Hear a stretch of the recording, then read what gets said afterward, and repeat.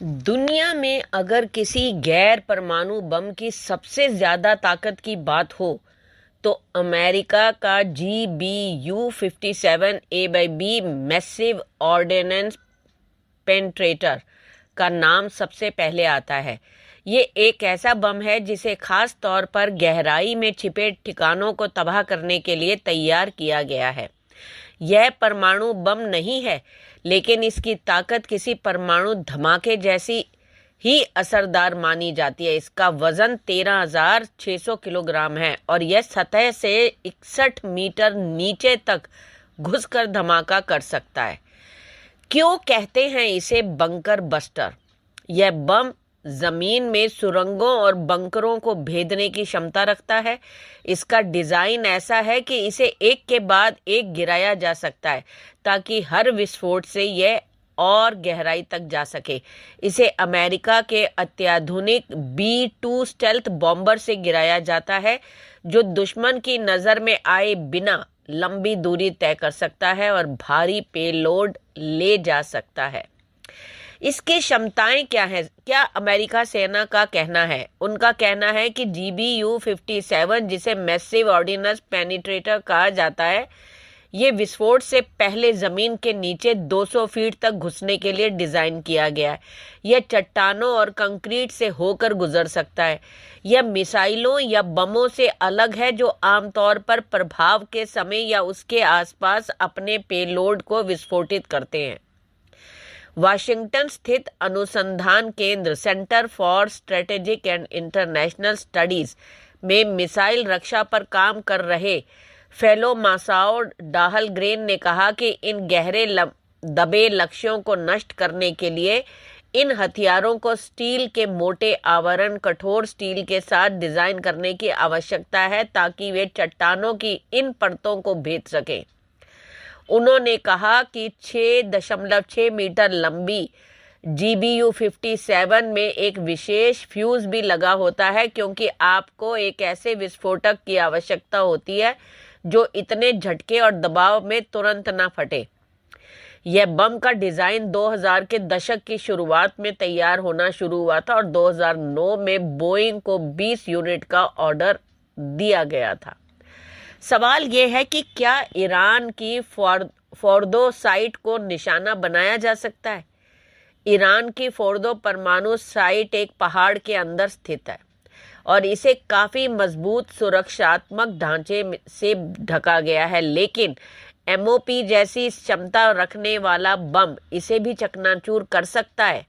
Fordow की गहराई और सुरक्षा को देखते हुए यही एक हथियार है जो इसे पूरी तरह नष्ट कर सकता है। अमेरिका ही क्यों कर सकता है इसका इस्तेमाल? ये एक प्रश्न है।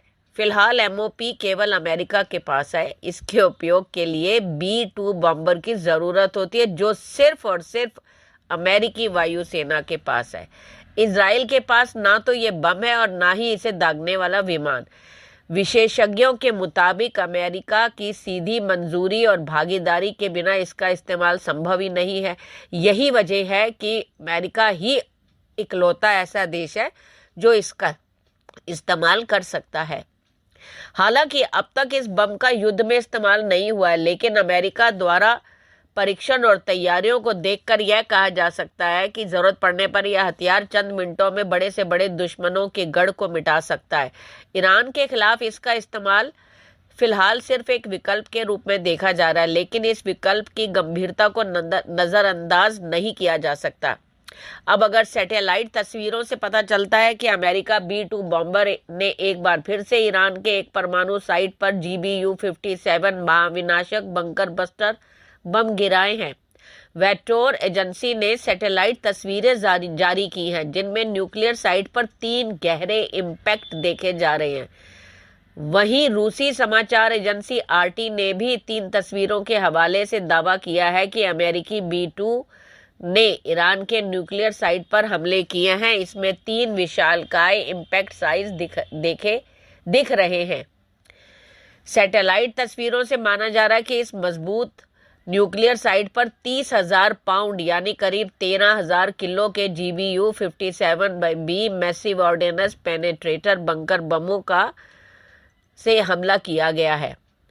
MOP का इस्तेमाल पहली बार पिछले साल ईरानी न्यूक्लियर फैसिलिटी पर अमेरिकी हमलों में ऑपरेशन के तौर पर किया गया था। जिस न्यूक्लियर साइट पर हमला किया गया था उसका नाम तालेघन 2 साइट है। इसे ईरान ने कुछ दिन पहले ही अमेरिका हमले से पहले इसके एंट्री गेट को कंक्रीट से भर दिया था। इसके अलावा एक साइट को बाद में मिट्टी से ढक दिया गया था, जिसके बाद अमेरिका ने इस पर बंकर बस्टर बम गिराए थे।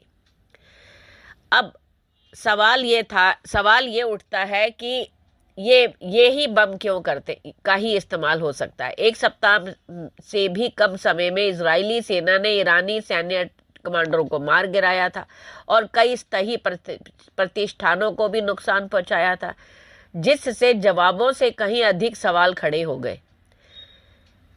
वाशिंगटन स्थित रूढ़िवादी विचारधारा वाले think tank foundation for defence of democracies के ईरान कार्यक्रम के निदेशक बेहनम बेन तालेब्लू ने कहा कि शासन के मिसाइल भंडार, लॉन्चर, सैन्य अड्डे, उत्पादन सुविधाएं, परमाणु वैज्ञानिक सैन्य कमान और नियंत्रण को बहुत गंभीर झटका लगा है। लेकिन अभी भी इस बात को लेकर बड़े सवाल बने हैं कि ईरान के परमाणु कार्यक्रम के मुख्य केंद्र पर इजराइल का हमला कितना कारगर साबित हुआ। अब जान लेते हैं इसकी विशेषताएं। यह बम 20.5 फीट लंबा है और इसका व्यास 31.5 इंच है। वजन 14,000 किलोग्राम के आसपास है। इस मिसाइल का खोल एक विशेष उच्च प्रदर्शन वाले स्टील मिश्र धातु से बना है, जो कथित तौर पर 200 फीट तक कंक्रीट को भेद सकता है।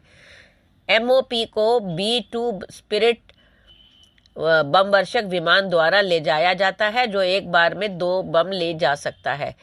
इस बम में विलंबित क्रिया वाला फ्यूज लगा है, जिससे वारहेड प्रभाव से बच जाता है और बम के भूमिगत रूप से यात्रा करना बंद करके करने तक विस्फोट नहीं होता है। यह मैसिव ऑर्डिनेंस पेनिट्रेटर के नाम से जाना जाता है। यह GPS द्वारा निर्देशित जमीन में घुसने वाला एक हमलावर हथियार है, जिसका उपयोग कठोर और गहराई में दबे लक्ष्यों के खिलाफ किया जाता है। यह दुनिया का सबसे शक्तिशाली गैर परमाणु बमों में से एक है। इसका निर्माण बोइंग द्वारा किया जाता है और इसका उपयोग संयुक्त राज्य वायु सेना द्वारा किया जाता है। GBU-57 मिसाइल को तैनात करने में सक्षम सिर्फ एकमात्र विमान जो है वो है अमेरिकी B-2 बॉम्बर, जो कि एक स्टेल्थ विमान है। प्रत्येक B-2 विमान 2 GBU-57 बम ले जा सकता है। यह सिर्फ एक बार आकर काम खत्म नहीं करने वाले हैं। क्या नतीजे सामने आए जब इसे इस्तेमाल किया गया? श्री तालेब्लू ने कहा कि इस तरह के अमेरिकी हस्तक्षेप से अमेरिका को बहुत सारी रणनीतिक परेशानियां उठानी पड़ेंगी और उन्होंने इस बात पर जोर दिया कि ईरान के परमाणु कार्यक्रम से निपटने का एकमात्र तरीका बंकर बस्टर बम नहीं है। इस बमों के बिना राजनयिक समाधान के अभाव में श्री तालेब्लू ने कहा कि इजरायली फोर्डो जैसे भूमिगत परिसरों तक पहुंच पर हमला कर सकते हैं, प्रवेश द्वारों को निशाना बनाने की कोशिश करके। जो कुछ भी वे ध्वस्त कर सकते हैं उसे ध्वस्त करके, बिजली काटकर और अन्य उपाय करके जो पहले से ही नातांश में किए जा चुके हैं, किया जा सकता है। वीडियो कैसा लगा कृपया कमेंट करके बताएं। धन्यवाद।